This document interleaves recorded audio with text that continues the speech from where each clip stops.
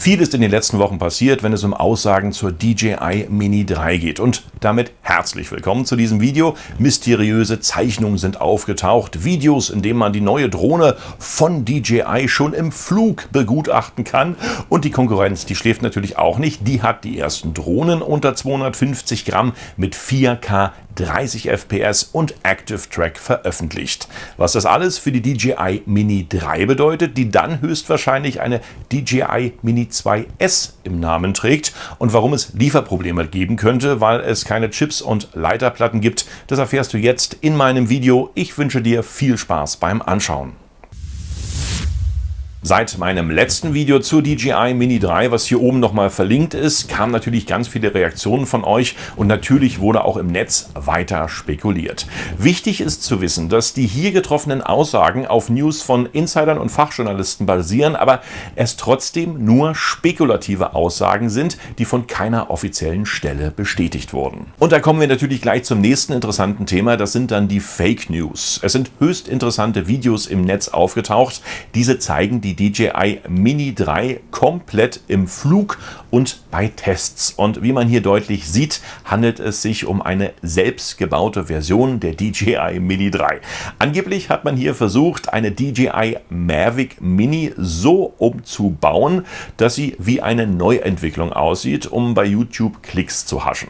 Wenn man aber genau darüber nachdenkt, wäre das eigentlich nicht nachvollziehbar. Wieso soll jemand so etwas veröffentlichen? Gleichzeitig werden natürlich auch immer wieder Zeichnungen und Modellbauten veröffentlicht, aber bei diesen ganzen Dingen kann man relativ sicher davon ausgehen, dass hier doch keine guten Informationen verbreitet werden. Was aber relativ sicher ist und Hand und Fuß hat, ist, wenn DJI neue Zeichnungen in der FCC-Datenbank eintragen lässt. Die FCC ist die Federal Communications Commission und die unterhält in den USA eine öffentlich einsehbare Datenbank zu allen öffentlichen Sendeeinreichungen und technischen Artikeln der Hersteller, die neue Produkte eintragen müssen. Dann weiß man mit 100%iger Sicherheit, dass bald etwas kommen wird. Dass in der Zeitspanne Oktober bis November 2021 etwas kommt, das ist eigentlich schon selbstverständlich. Erstens entwickelt sich der Mini-Drohnenmarkt immer mehr zum wichtigsten weltweiten Konsumermarkt, da natürlich in ferner Zukunft die Flugbeschränkungen am geringsten sind und man noch gut mit diesen Drohnen fliegen kann. Zweitens ist es natürlich in diesem Jahr der Konkurrenz gelungen, schon Dinge zu veröffentlichen, wie die Fimi X8 Mini, die bereits jetzt auf dem Markt ist. Man kann sie schon kaufen und die verfügt natürlich über bessere Features als die Mini 2, wie Active Track oder Wegpunktmarkierung, 4K 30 FPS. Aber ob die neue Drohne so zuverlässig ist wie die DJI, das bleibt abzuwarten. Wer Interesse hat, hier bei YouTube gibt es ganz viele Reviews zu diesem Produkt. Auch Hubsan ist natürlich mit der Mini Pro ein ganzes Stück weitergekommen und bietet ebenfalls Active Track 4K 30 FPS in professioneller Qualität an. Man sieht also, dass sich auf diesem Markt gewaltig etwas tut und es natürlich der Wille von DJI ist, sich in diesem Marktsegment wieder als Spitzenreiter zu behaupten. Somit ist die erste eurer Fragen hiermit schon beantwortet.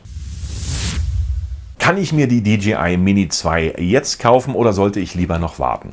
Man sollte lieber warten, wenn man eine bessere Bildauflösung, mehr Funktionen und Active Track haben möchte. Nicht warten muss man natürlich, wenn man diese Funktion nicht benötigt. Aber selbst dann wird natürlich nach der Veröffentlichung der Mini 2S oder Mini 3 die alte deutlich günstiger. Und hier sind wir auch schon beim Namen. Viele Insider und Journalisten sind jetzt der festen Überzeugung, dass die neue kleine von DJI eher mit dem Namen DJI Mini 2S daherkommt und mit dem Schriftzug Mini 3 dann nicht.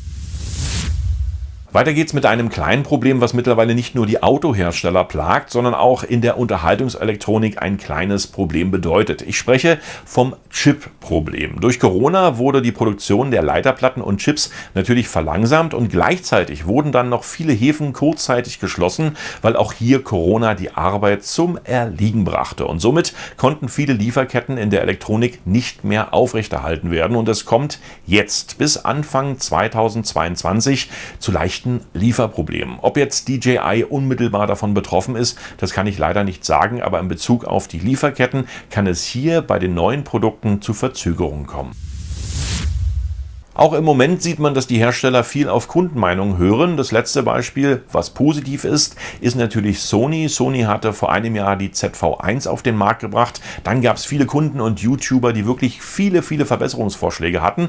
Und die wichtigsten hat Sony jetzt ein Jahr später in der ZV-E10 Kamera veröffentlicht. Und da sieht man wirklich, dass die großen Firmen komplett auch auf die Kunden hören. Und bei DJI ist es natürlich genauso. Die gucken auch nach links und rechts und sammeln die Kundenmeinung. Und schaut man ganz genau mal auf die Tests und Vorschläge, sieht man auch, dass viele Kundenmeinungen hier von DJI berücksichtigt wurden. Und ihr hattet viel in meinen Kommentaren geschrieben, was ihr unbedingt verbessert haben wollt. Und hier sind eure Meinungen. Am wichtigsten war euch natürlich Active Track bzw. die Follow-Me-Funktion und ich bin der festen Überzeugung, dass dieses Feature in der nächsten DJI Mini 2S bzw. Mini 3 zu haben ist und sonst würde die Konkurrenz von Fimi und Hubsan wirklich weit im Vorteil sein. Der dritte Aspekt sind natürlich längere Akkulaufzeiten, mindestens 40 Minuten und hier reichen wir das auch an DJI weiter, obwohl meine persönliche Meinung hierzu ist, dass wirklich ein größerer Bildsensor kommen wird und dieser natürlich Vorrang hat, was das Gesamtgewicht der Drohne betrifft und die Akkulaufzeit, wenn überhaupt, nur wesentlich verbessert wird. Mit dem Active Track müssten dann natürlich auch zur Sicherheit, klar, die Sensoren an der Vorder- und Rückseite verbaut werden, die dann die Hinderniserkennung bedeuten. Und bis jetzt sind diese nur auf der Unterseite verbaut, aber die kommen definitiv, wenn es Active Track in der Drohne gibt, dann auch direkt mit dazu. Weitere Wünsche waren natürlich auch noch 80 km/h Geschwindigkeit oder 3D-Bildfunktionen sowie 10-Bit, Logprofileinstellung, OcuSync 3 und viele andere Funktionen, aber darüber lässt sich wahrhaft streiten. Worüber man aber noch diskutieren kann, ist, dass es zu verschiedenen Modellreihen kommen kann, wie zum Beispiel eine Mini Pro oder dann, wie gesagt, eine Mini SE. Denn die Lite-Version hat alles, was man braucht zum Fliegen, ist günstig und die Pro-Version hat alles für die Profis und wird dann natürlich auch ein bisschen teurer sein. Aber das sind Dinge, worüber man diskutieren kann und wenn ihr darüber diskutieren wollt, dann schreibt doch mal eure Meinung hier direkt in meinen Chat rein. Kann es dazu kommen, dass es verschiedene Modellreihen gibt? Würdet ihr mehr bezahlen, wenn ihr Pro-Features bekommen würdet, die sozusagen in anderen Drohnen der gleichen Baureihe nicht freigeschaltet sind? Mich würde es interessieren. Es ist eine interessante Geschichte. Ich würde auf alle Fälle mehr Geld dafür bezahlen, um weitere Features zu bekommen. Und damit war es das mit diesem Video gewesen. Ich bedanke mich bei euch fürs Zuschauen, sage Tschüss, Bye Bye und Winke Winke und sehr gern bis zum nächsten Video.